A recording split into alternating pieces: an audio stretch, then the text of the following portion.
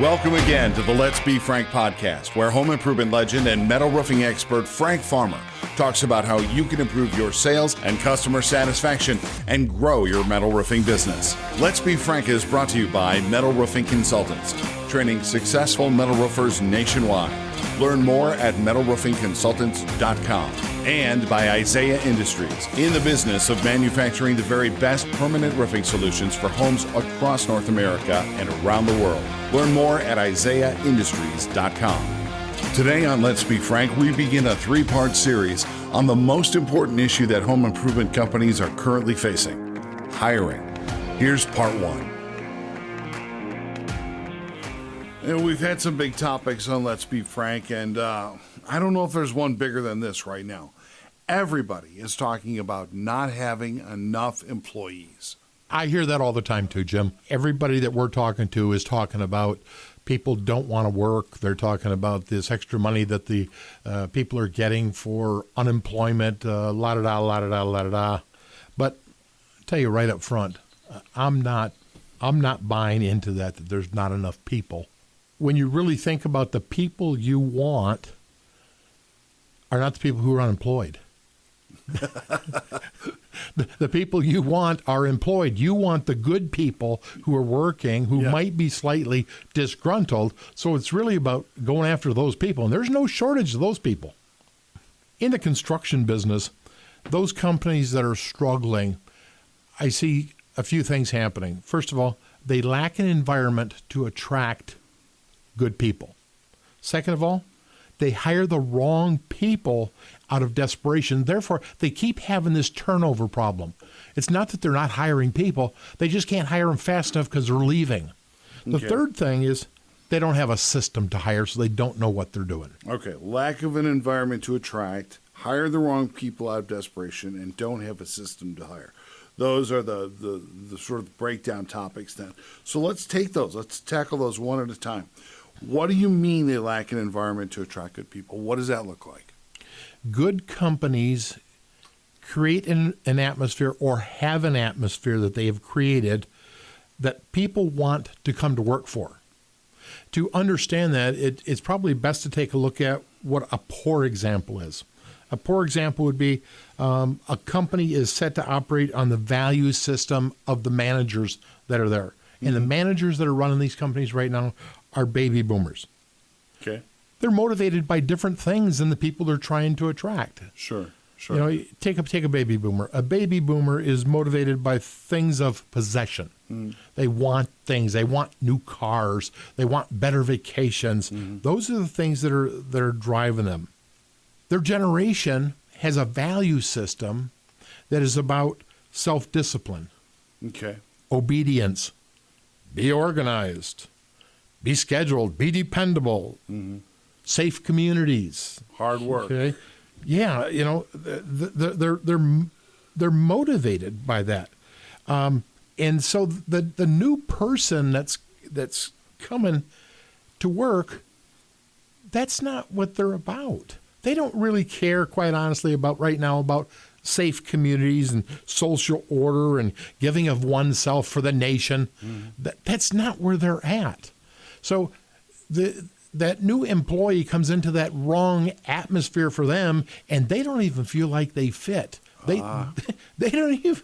They're shell shocked by what's going on.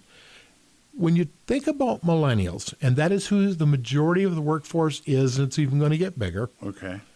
Their values are meaningful motivation, such as creative work. They want to share their gifts with people, making an impact on others by contributing, impacting the community, impacting the earth in which they live. They want certain things. They want to have a coach. They want to have a mentor. They don't want a boss. It's a paradigm shift here. They want a coach. They want a mentor, someone to help them grow. So that's a fundamental shift in how they want to relate to the generation that's already there managing and trying to figure out how to get these folks motivated. It is. You know, Jim, recently I had a young bunch working for me on a private project. And they were all working hard, and I wanted to show appreciation to them, okay? And showing appreciation, I'm a baby boomer. Sure. So a show of appreciation is to do something nice for them, like let's take them out for a great meal. Maybe let's go out for a few drinks together, guys. Let's go celebrate this hard day of work. Yeah. Because that's what my generation did. I understand it. Sounds good to me. Okay. But surprising to me, when I gave them the offer and said, guys, we can go out for a really nice meal, have a nice steak, you can have anything you want, or I'll take you to the best brew pub in town. You can have as much to drink and good food, and choice is yours. Now, honestly, I thought they'd choose the brew pub. Sure. But the reality is they said, well, the brew pubs kind of would be better for us. And so I went off on my way thinking, okay, we're going to the brew pub. Yeah. I went in and showered and came back, and one of them approached me and said, Frank, would you mind if we just maybe you sprung for a few frozen pizzas and a case of beer? I was shell-shocked. Yeah. But when I agreed to that, they were way more happy than going to do what I wanted to do. You see, what they wanted was some time alone, some camaraderie. They wanted a fire to sit around and drink some beer and talk among themselves. Yeah. Not what I had envisioned. So it really taught me we missed the mark on what is important to these new people. We keep trying to impart on them what is important in what our value system is. Yeah, got it. Okay. So they still want to be out there working. They still have the same desire to find employment and achieve financial security, but they're playing a different game. Totally. And the companies that start to understand this, they build a company around what that millennial values and what they're looking for. Jim, companies need to be involved in a community. Okay. And I'm not just talking about that somebody comes into the business and wants to get a donation for a golf outing or things like that. They need to get involved. They need to take ownership of their community and take a look at how can they get involved. Okay. In other words, in our company, we built an inner city park, and everybody in the company was involved. We shut the company down for a day. What a great day. Yeah. That's probably been 10, 12 years ago. Everybody still talks about it. Yeah. Or they see pictures. They say, what was that about? Boy, that's really neat, or I heard you guys did this or this, or going into the community and roofing Little League dugouts. Okay? They need to pick something and give back to the community. And when they do it, involve everybody in the company that they possibly can to help. Okay. We give away food a couple of times a year. A couple of semis of food our company gives away. Well, at that time, we give everybody the opportunity that's never done that to come help and give away that food, and they get paid for their time. So it does two things. It helps that millennial have a sense of self-worth, but it really does what companies should be doing, and that is giving back to that community. And they have a great sense then of working for just an outstanding company. I want everybody to understand, though, that what happens when people go looking for a job, and I said that you're looking for somebody who's possibly disgruntled and it's already working, is that person's coming home from work and they're sitting with their spouse or significant other one and they're complaining about their day. That's the way it starts. Yes, you just won't believe what they had me do today, and I just don't like this, and I don't like this, and I don't like this. And many times it's not the person who's doing the complaining that looks for the job. Many times it's that spouse or significant other one that says, okay, Jim's really upset here. I'm going to see what I can find. And so they come home for dinner and they start that and they say, I found this for you. And they lay it out in front. So we need to be careful when we start designing what it is that we're going to say about the person that we're looking for, that it appeals to the significant other also. It's got to appeal to both. That's interesting. So they start looking for the job before the candidate does. Many times. Wow. Okay. Many times we'll hear, my girlfriend gave this to me. Okay. When we're talking with sales guys, how did you hear about our job? Actually, my wife told me I should look at this. Wow. Okay. So we've got to be careful in what we design. Companies that are going to set themselves up to work with millennials will have a leader. They'll have leaders who show an interest in the employees. Mm-hmm. That is paramount to happen. That sounds normal. I mean, you show interest in employees. How is this different? Okay. First of all, it's not normal. If you take a baby boomer who's used to running, I'm going to say it's the construction crew. All right. Okay? You've got a baby boomer, and he's already paid his dues. Mm-hmm. He did all that work before, and he rose to the ranks, and now he's the boss. Okay. Okay. He may rule with an iron fist, and he believes that the way to get the most productivity is to beat the crowd, and he'll do it verbally. Mm-hmm. He'll do it mentally with them, mm-hmm. and it's abusive. It's very abusive. Mm-hmm. Other people who are used to that generation have tolerated it. A millennial just leaves. Mm. Okay, so it's not normal for a crew leader to take somebody underneath their wing and make that their number one priority. In other words, a leader should sacrifice himself for his team to help them grow. Okay. But that's not what happens. That's not how a baby boomer thinks. That's not the baby boomer model of leadership. I understand. So there's really a fundamental shift again in terms of the relationships inside of a company. Yes. A millennial looks at a leader and says, does that leader work with us to help us, mm-hmm. or is he a boss? Okay. Imagine that you and I have this great big weight to pull, and there's 4 workers, and the boss comes off of the top of this weight and grabs the hold of the rope to pull it along with the team. That's a leader. Mm-hmm. A boss stands on top of it and says, pull harder. Mm-hmm. Okay. Different mentality that's there. So companies need to adapt to that. So a millennial is looking for somebody who is going to help them grow in skill, going to help them grow in education, mm-hmm. or that there's a promise to help in education. I'm not saying pay somebody's college bills, anything like that. But in today's day and age, companies will benefit by having programs that are shared costs. If an employee wants to take a class, that there's some benefit to the company also. Okay. Take our company. Yeah.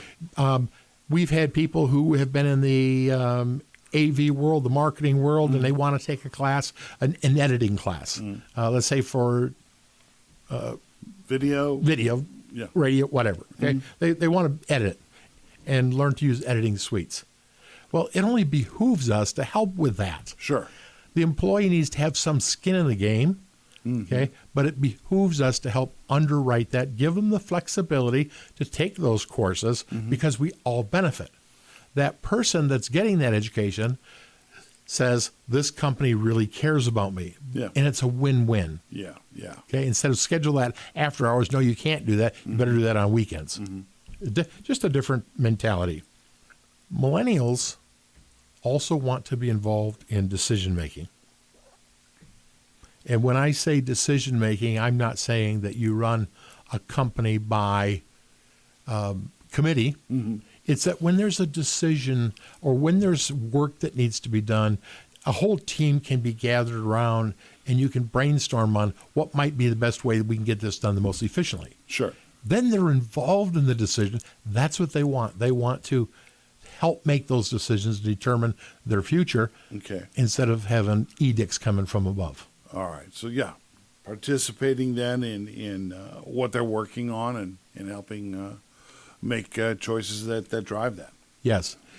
A millennial wants to know that there's advancement, but to a baby boomer, advancement many times is determined by how many years of experience that you have. Mm-hmm. Sure. Now, with millennials, if you're going to attract a good workforce, time doesn't matter. How long you've been here doesn't matter. Mm-hmm. It's all about your skill level. If you can learn everything in 2 years, why would you not be paid as much as a guy that's been here 20 years? Okay. If you can do the same work mm-hmm. with the same efficiencies and the same quality, mm-hmm. you should make the same pay. So if you want to attract I'm talking about attracting good people now. Okay. You can look at somebody who is 19, 20 years old and say, come on into our training program, and in 2 years or 3 years, here's your track, and here's where you can be. Now, Joe over here makes $27 an hour. I'm telling you, you can be at $27 an hour in 3 years. Okay. Okay. Yeah, that is a little different, isn't it? Yes. Now, the way that baby boomers think is they have a my way or the highway. Okay. Yeah. They have a philosophy, you're going to do it my way or we're going to part ways. That is the single fastest way to empty the ranks of people that you have that are willing to work for you. Wow, okay. So they need to ditch that. They need to have some flexibility. A high trust culture, I call it, where you're trusting that you're going to work out direction and then it's going to happen. With that flexibility, you might have alternative work schedules. Mm-hmm. The millennial has grown up with the ability to drop almost anything at any time and go do something. Yeah. They've grown up with a phone in their hand, a little mini computer. Everything is instant to them. Mm-hmm. They don't think about scheduling a doctor's appointment 3 weeks, 4 weeks down the road. If they can get one tomorrow morning and it interferes with work, they're setting it tomorrow morning. Why? Yeah, yeah. Because they're about themselves. They're not about the bigger picture of all. That's not where they're at in their young adult lives. So we allow flexibility. So instead of riding in a crew truck, if it's a worker, we tell them, yeah, that will be fine. Just what time's your appointment, and you're going to be at the job site at what time, and we expect that they're going to make it to the job site. No repercussions, and it hasn't hurt our productivity at all. Then, if they don't have enough hours at the end of the week, and we've got another crew that's still working, we'll allow them get all their hours in, so that nobody's short here in this. But it's a difference in thinking and a difference in flexibility that you're affording that person. Okay. Many times, we see that it's advantageous for people to work from home. I would have never said that before COVID, a couple of years ago. I was of the old thinking that, no, we got to be here. We got to work as a team. If we're going to have good communication, you got to be right certain. You drop in your office. We got to talk. Yeah. Well, had proved wrong. And that is productivity went up when people went home. Really? Not in all positions, but a lot of them. Yeah. In areas that I didn't think could happen. I will tell you that our millennial workforce showed me. Now, I do believe they had a vested interest to want to show me. True. We wanted to prove it. Yeah. For one area, our call center. Okay. We're talking about young gals with young families. They were having great difficulty with getting somebody to watch their children while they came to work. Daycares were shutting down, and the reality is they would have had to stay home with their kids. So we improvised. Yeah. We put in phones that could plug in at home. They can use them at home.